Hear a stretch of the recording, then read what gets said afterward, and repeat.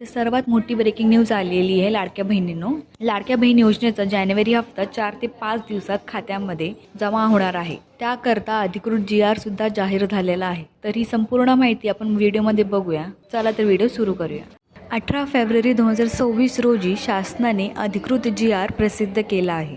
या GRमध्ये सन 2025-26 या आर्थिक वर्षासाठी निधी वितरणाबाबत महत्त्वपूर्ण निर्णय घेण्यात आले आहेत. सर्वात महत्त्वाची गोष्ट म्हणजे जानेवारी 2026चा हप्ता देण्यासाठी तब्बल 98.45 कोटी रुपयांचा निधी मंजूर करण्यात आला आहे. तर याचा अर्थ काय? तर जानेवारी महिन्याचा आर्थिक लाभ आता पात्र महिलांच्या बँक खात्यामध्ये जमा होणार आहे. तर पैसे कधी येणार?